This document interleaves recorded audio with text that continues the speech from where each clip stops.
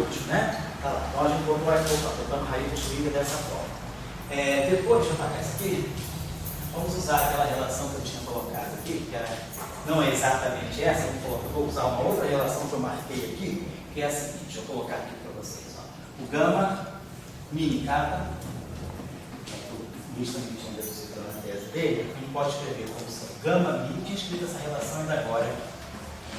Escrevendo essa relação do produto antissimetrizado de 3 matrizes gama, como uma matriz gama e o produto antissimetrizado de 2, o comutador de 2. E aqui vai ficar mais eta mi kappa. Espera mi kappa, estou com nomezinho isso aqui. Gama mi menos eta mi gama kappa. Certo? Então essa relação aqui ela é verdadeira. Então, se eu agora levo essa equação aqui na própria raiz da Schrödinger, quer dizer, daqui nós chegamos a isso. Então, agora, se eu agora reinsiro essa relação lá naquela de raiz da Schrödinger, esse termo aqui ó, vai estar produzindo gama mi kappa de elipse kappa menos d kappa. Eu vou usar essa equação. Então, esse termo aqui, nessa equação, ele reproduz essa equação que é zero. Então só sobram esses dois termos, né? Então, gama mi kappa, eta mi kappa, gama ni. Então eu vou produzir aqui um gama ni de ni. E o eta mi kappa levanta esse índice aqui para um psi. A gente produz algo aqui que é tipo equação de Dirac. Gama ni de ni atuando no psi. Menos esse termo agora. Menos eta mi ni e o gama kappa. Então eu vou produzir aqui um gama kappa e o eta mini. Então o eta mini, então que eu tenho para produzir aqui o gama kappa e lá eu tenho o d kappa, né? O gama kappa, isso mesmo? Eta mini, então eta mi kappa a c a b mi kappa. Tá certo. Então o último termo ele vai fazer com que o mi suba para mi, né? E aqui eu tenho um gama kappa, então ele vai promover uma relação entre o primeiro termo é esse aqui, né? Eta mi kappa, então isso, não, perdão, porque eu diferença. Esse termo aqui ele mantém o gama ni e o d ni fica, d kappa fica mi. Tá certo. E aí eu produzo o gama ni com d ni, tá certo? E o segundo termo, ele vai pegar o mini, então ele vai fazer com que esse cara aqui suba o psi também, o mi suba ali, isso. E o gama kappa está ali e o derivado é d kappa. Vai ter tudo igual para isso não. Esse termo aqui chegou aqui coletivo, isso aqui é gama ABC mais eta AC, isso aqui é zero, eta AC, gama B, zero, vezes SCA, menos eta AB, eu tenho aqui, estou mudando minha notação, eu tinha posto aqui na eta AB, o psi sobra o gama contraído com o psi. Deixa eu ver se eu estou botando os índices errados aqui. Gama ABC, BBC, está certo. Então a gente mostrou aquela relação lá, está certo. O gama mi está certinho. Aí agora a gente vai substituir aquilo lá por gama mi kappa, mais eta mi kappa, gama mi, menos essa mi gama kappa. Está certo? Tá certo. Então esse termo aqui zerou e agora eu vou ter que jogar esse carinha aqui. São esses dois termos, jogar esse. Tá certo. É jogar esse termo aqui, esse termo lá no primeiro, né? Então vai ficar, eu estava fazendo um termo só, o mi kappa e o gama ni. Então o gama ni está fixo aqui, e o mi kappa sobe, o mi fica aqui, e o kappa sobe, perfeito. Agora eu vou pegar esse termo aqui, aquela mesma, no primeiro termo. Então o dni, eta ni, vai ficar aqui, vai ficar menos dni. Eu tenho dni, vou multiplicar isso aqui por dni psi kappa. Então vai ficar um DI, vai ficar um DI, tem aqui vai ficar um gama kappa, contra psicapa, certo?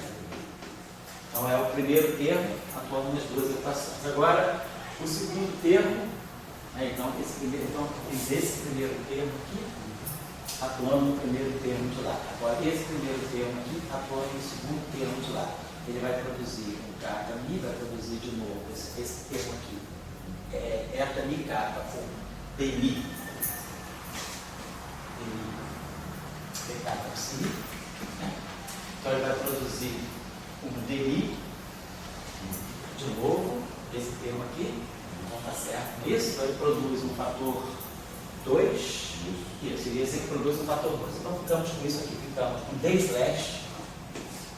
psi menos DI do psi/, né? Vamos colocar assim, psi cortado. Gama escalar psi. Então, a gente ficou com essa. É uma outra forma que vai ser mais útil para nós da equação de Rayleigh-Schwinger, porque ela coloca aqui, esse objeto aqui é o operador de Dirac, nós sabemos, né? E esse operador aqui a gente vai ver que vai poder ligar uma transformação de Deixa eu só, estou quase acabando, deixa eu só colocar isso aqui para vocês. Esse aqui é uma coisinha meio desnecessária, mas eu estou fazendo. Então, nós estamos com essa equação aqui de Rayleigh-Schwinger. Né? A forma talvez mais prática de usar. Essa aqui é uma forma boa, mas é mais formal. Essa forma aqui é mais prática, porque vai mostrar para nós que a gente está propagando uma partícula de massa zero. Então, D/ psi menos DI do psi/. Então, lembrando da nossa transformação de Gauge, a transformação de Rayleigh-Schwinger é essa aqui, psi' mi é psi mais DI. Então, se nós quisermos, como esse objeto aqui, se eu contrair essa equação com gama mi psi mi,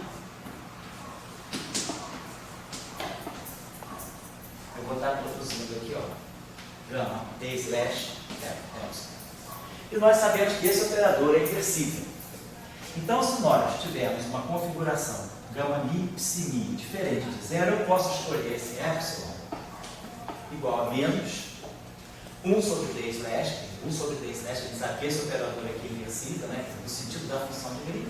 Isso aqui é a mesma coisa que gama mi DI sobre W hamiltoniano, atuando em gama mi psi. Então, se eu pegar esse parâmetro aqui nessa equação, eu mostro que isso aqui eu posso sempre zerar. Então, a escolha de Gauge, aquilo que seria tipo Gauge-Lorentz, no campo de Rayleigh-Schwinger, seria essa condição de Gauge aqui. Eu vou trabalhar com essa gama mi, psi mi, igual a zero. Isso significando que eu tenho gama mi, alfa, beta, psi mi, beta, igual a zero. Sempre no sentido espirorial. Então, essa aqui, eu fixei esse Gauge. Fixando esse Gauge, se eu faço gama mi psi mi igual a zero, eu tenho uma equação fermiônica. Obviamente, essa equação aqui é uma equação espinorial. Então, ela está me eliminando um spin meio, estou matando um dos spins meio. Então, eu tenho gama mi psi mi igual a zero. Então, esse termo aqui morreu. Então, com essa escolha de Gauge, que é como a gente faz na Lorentz, quando a gente tem D'Alembert de Ami menos Demi aqui igual a zero, então a gente está exatamente nessa situação. Isso aqui é o que dá a propagação, ele faz o papel do Lagrangiano de Dirac. Aqui, ó. Isso aqui é como se fosse o nosso D'Alembertiano. E esse cara aqui é a escolha de Gauge. Demi Ami, aqui é o gama mi psi mi. Então, se a gente zera o Gauge aqui, escolhe esse Gauge aqui, a gente fica com essa equação de massa nula. Aqui é a mesma coisa. Então, com essa escolha de Gauge, a equação de Rayleigh-Schwinger, ela fica D/ psi mi igual a zero. E aí a gente sabe que a gente pode aplicar um outro D/ aqui, então isso aqui me mostra que esse campo realmente está propagando uma partícula de massa nula. Só que, a esse ponto, ele está propagando de massa nula algo que tem spin 3 meios e ainda sobrou algo com spin meio, porque um spin meio foi eliminado aqui. Mas ainda tenho um outro spin meio para eliminar. Então, a gente procede também da mesma forma como a gente trabalha usando. Então, a gente ficou com essa equação aqui. D'Alembertiano do psi mi igual a zero. escolheu esse gauge aqui e zerou esse aqui. Não dá lambertiano psi igual a zero. Bom, aí agora, como nós estamos usando as equações de campo, então eu tenho aqui d2 dt2 menos Laplaciano psi igual a zero. E aí a transformação é essa aqui, psi mi igual a psi mi mais dmi. Então essa equação aqui me diz que eu posso fazer isso aqui, ó, psi 0 igual a psi 0, taxa temporal, né? Mais ddt do epsilon. Da mesma forma que nós tínhamos feito, se eu pegar essa equação, esse parâmetro epsilon aqui, eu também posso, eu posso contrair essa equação com esse gama mi aqui, e eu posso gama mi. Então eu tenho que gama mi dmi epsilon igual a zero. Então dá lambertiano de epsilon igual a zero. Quando eu fixo esse gauge, né? Gama mi igual a zero, então eu posso escolher o parâmetro. Da mesma forma que lá a gente pega uma transformação de gauge residual, cujo parâmetro é harmônico, a gente pode manter o gauge, se eu mantiver a condição, tiver gama mi psi mi igual a zero, e fizer essa transformação com esse objeto satisfazendo essa condição não se persiste, ela é invariante sobre essa transformação de gauge. Então eu posso escolher esse parâmetro e manter, né, o gama zero, gama mi psi mi igual a zero. Então fazendo isso, se esse objeto aqui é um parâmetro harmônico, eu não saio desse gauge aqui, eu tiro a derivada temporal aqui, d2 dt2 é a mesma coisa que o Laplaciano, eu posso inverter, então eu posso matar, eu posso sempre trabalhar numa situação em que o dt do psi zero é igual a zero. E aí, por essa equação aqui, eu fico que eu dava lambertiano do psi zero é igual a zero. Laplaciano, perdão. E aí o psi zero é igual a zero. Então, essa condição de gauge, gama mi, psi mi igual a zero, junto com a equação de Hardy-Schwinger, me permitem eliminar o psi zero. Se eu elimino o psi zero, então eu tenho que o gama i, psi é igual a zero também. Agora, levando essa condição aqui, agora eu tenho isso aqui, e aí eu tenho também que o ddt do psi zero é zero. Então, o ddt do psi zero é igual a zero, essa condição aqui, então eu posso escrever essa dmi psi mi, né, que nós tínhamos escolhido aqui, gama mi psi mi igual a zero. Né? Então, se o ddt do psi zero é zero, gama i do psi é zero, a gente mostra que a gente pode chegar a essa condição aqui também. Quer dizer, essa condição aqui, com psi zero é igual a zero, e mais essa condição aqui implica que eu posso escolher dmi psi mi igual a zero. Então, a equação de campo de Hardy-Schwinger, que é essa equação aqui que sobrou. Então, a equação de campo e o fato, né, do D0, do psi zero poder ser zerado por essa transformação de gauge pela equação de campo, me diz que eu também posso zerar o gama dmi psi mi. Então, essa condição aqui, junto com a equação de Hardy-Schwinger, me dá que o dmi psi mi também é zero. Então, isso aqui sai como uma consequência. Então, tem dois gauges aqui. Na verdade, tem um gauge só, que é esse aqui. Mas esse gauge aqui, junto com a equação de movimento e com essa transformação de gauge residual, me permite colocar aqui. Na verdade, isso aqui é redundante, porque se o psi zero já é zero, isso aqui está me dizendo que a divergência do psi é igual a zero. É exatamente o que o gauge pula. Então, nós temos psi zero igual a zero, divergente do psi igual a zero, garante a transversalidade do campo, e mais gama zero, gama mi psi mi igual a zero. Então a gente eliminou esse spin meio e eliminou essa equação também, que é uma equação de spin meio. Eliminou esses dois spins meio. E garantiu que a gente está propagando uma partícula de massa nula. Então a equação de Hardy-Schwinger, junto com a simetria de gauge, e com a simetria de gauge residual, que me permite fazer uma transformação nova de gauge sem mudar esse gauge, exatamente como no caso de massa. Eu tenho uma transformação de gauge ainda residual que me permite eliminar o a zero. Eliminando o a zero, a gente elimina a divergência de ar. Aqui é a mesma coisa, eliminando o psi zero, além de eliminar o gama y, nós eliminamos o divergente de psi. Então a gente tem isso igual a zero, né? Então, então a gente tem certeza que essa equação é boa. Essa simetria de gauge é boa. Então, a simetria de Harita-Schrödinger, ela garante que realmente ela deve ser levada à frente. Porque, na verdade, ela é a supersimetria. Essa simetria de gauge com parâmetro espitorial, ela limpa completamente o espectro de propagação do campo de spin 3 meios de massa nula. Na próxima aula a gente vai introduzir massa para fazer tipo campo de prova. Harita-Schrödinger tipo prova, que é um de massa, né? E é simplesmente acrescentar aqui esse P mais M psi. E aí a gente vê que, acrescentando esse termo aí, tirando a divergência dessa equação, a condição de prova, que é dV a igual a zero, nesse caso vai ser essa condição aqui. Então, isso que é uma condição de gauge para a Harita-Schrödinger, né, de massa nula, aqui aparece como uma condição subsidiária no caso de massa nula. Vai ficar um paralelo direto com o próprio, certo? Então, a gente já está mais ou menos se sentindo confortável, né, no sentido de que nós queríamos introduzir, queríamos eliminar a propagação do spin meio, do campo de spin 3 meio. E aí a gente sabe que o jeito é introduzir uma simetria tipo gauge com parâmetro espitorial.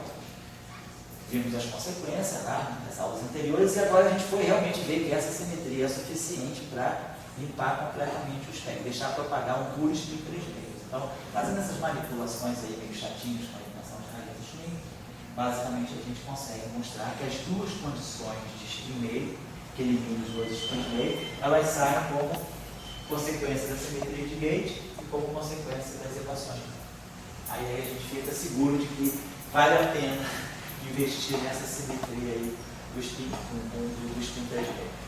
E aí a gente agora já sabe que ela tem consequência. Na próxima aula, então, nós vamos só voltar para o caso massivo, porque quando for discutir a quebra espontânea da supersimetria, vai aparecer um campo de Harita-Schrödinger massivo. Vai ser exatamente como no gauge unitário aparece a massa de prova do campo vetorial. Aqui a mesma coisa, no gauge unitário da supersimetria vai aparecer a massa do campo de Harita-Schrödinger. Então nós vamos estudar um pouquinho só a equação massiva, e aí a gente vai começar agora a fazer o acoplamento do Harita-Schrödinger. Então colocar agora tudo isso numa descrição local, e tudo isso aqui é o campo de Harita-Schrödinger livre, né? Sem background gravitacional. Não tem derivada covariante, não tem nada. Então, na próxima aula, a gente vai ter que ver que esse campo agora, se eu for introduzir ele em conexão com o spin 2, aí a gente vai ter que introduzir a descrição de primeira ordem da gravitação. Vamos introduzir as firmais, as conexões do spin, e essa derivada aqui vai ficar sendo a derivada covariante com a conexão do spin. E aí a gente vai trazer os graus de liberdade de gravitação para poder formular sobre a gravidade. Certo? Então, basicamente, isso aí era a mensagem dessa aula de hoje. Era basicamente para terminar a discussão que tenta, né, mostrar para nós que vale a pena trabalhar com a supersimetria vinda, como uma simetria de vinda da própria estrutura conforme no espaço-tempo. Então, semana que vem é feriado de quarta-feira, então sexta-feira é vida normal, né? Tá certo?